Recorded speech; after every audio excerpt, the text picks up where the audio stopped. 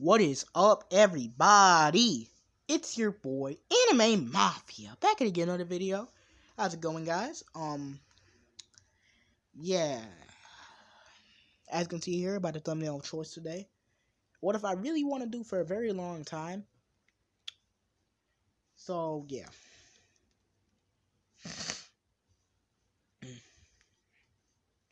What if I really want to do for a very long time?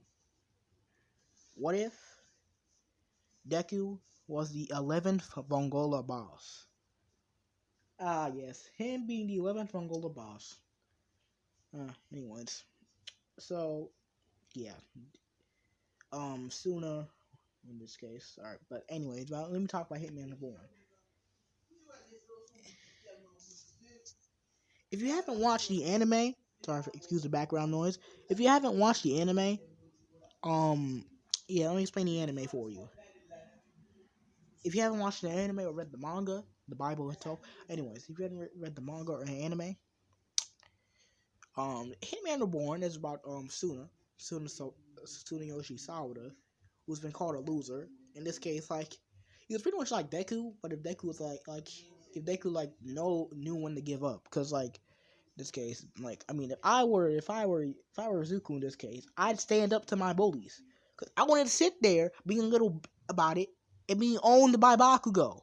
I'd actually fight back, take a chair, beat this man, and show him who's boss.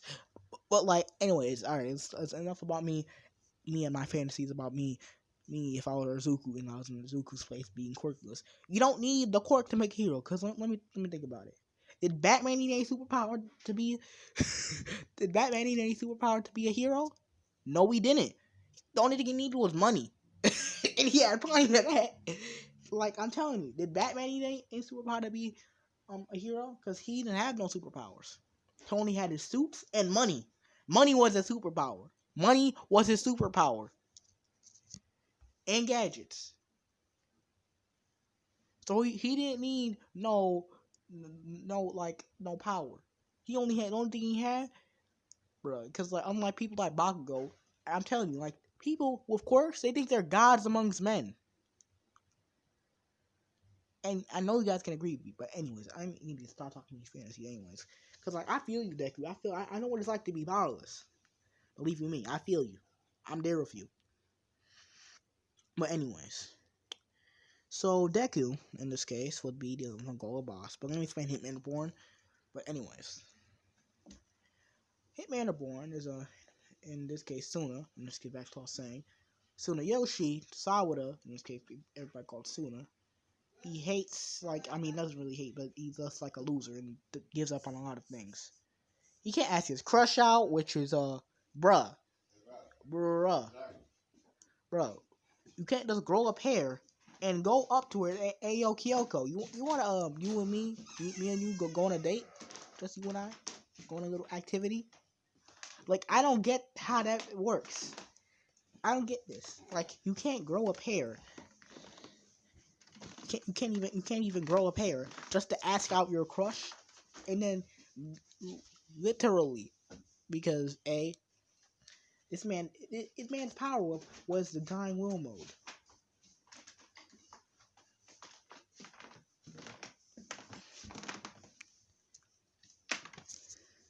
I know. You told me. Because I'm telling you, I don't get how Suna could not grow up hair and just low key ask out Kyoko out on a date. Like, geez, he should have done this earlier. He should have done this earlier. Like, he should have done this way later in the series. I mean, because you guys can read me, after he actually grew up hair, before he actually grew up hair and got to new Kyoko, he could have just asked her, hey, Kyoko, you wanna go on a day? Like, Reborn's been training him for this day ever since episode 1 on a date. Cause like, you want to go on a date, you know, that's an activity like a date. You and I can hang out together, just you and I.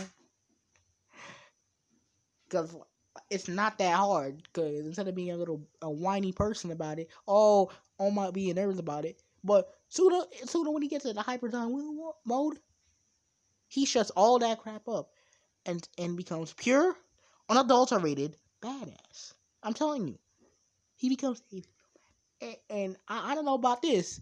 I think Kyoko would have a similar situation with Taya from Yu-Gi-Oh! If you don't watch Yu-Gi-Oh! You don't watch Yu-Gi-Oh! Watch it in the Japanese dub.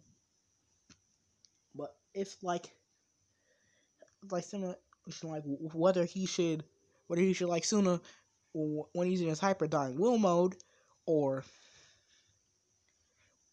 Suna in his regular mode, because like they're pretty much both the same in this case. But anyways, let me get back off top. I'm getting off topic. So anyways, let me get into the video. So Suna in this case, after beating Damon Spade, graduated Naminori, yada yada yada. I'm not gonna go into that background stuff. So during that certain time of period, he got with Kyoko. He got together with Kyoko, and in this case, went to UA. Not really went to UA. So he like in this case would be Aizawa's time, and like cause it's like around My Hero Academia Vigilante, since Reborn's been telling him that there's been people running around with superpowers like they from out of a comic book or something, and it was his mission to see if there's any enemy mafias exploring, or in this case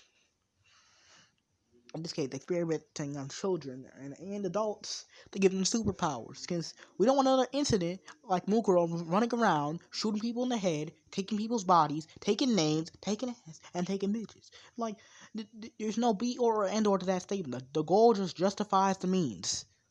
But anyways, so Suna would graduate UA in this case.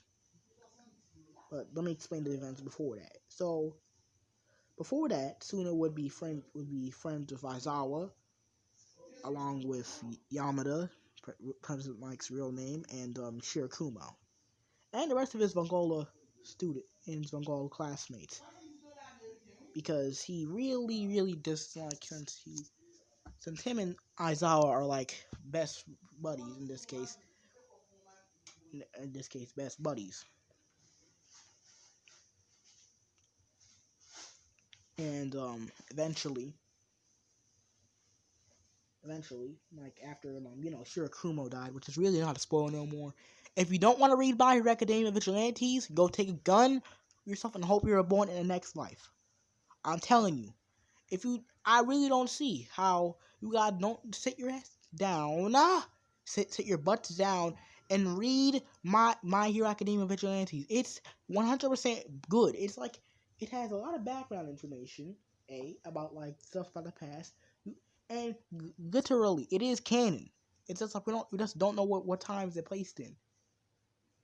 Like it is before My Hero Academia. Yes, the main events are My Hero.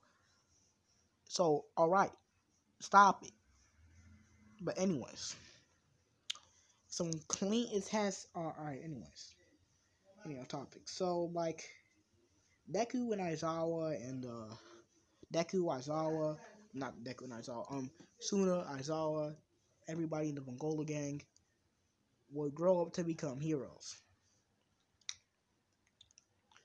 After graduating UA, since Suna went through a lot of emotional trauma, in fact, you like he'd experienced people dying before, like when he saw Yumi die. I don't know what's her name, Yumi. I forgot her name. Anyways, like after I mean technically she's not dead in the main time. It's in his timeline, but it's in the future arc though. When he saw her die, so like, hey. But anyways, so Suna um met not met, oh my god, like what was I gonna say? Suna kill. Oh my god, I'm sorry. So like Suna became a hero, and he's like, and like I invented something called the joint hero system. See, the joint hero system is like is like a hero system that I personally made. The joint hero system is like pretty much like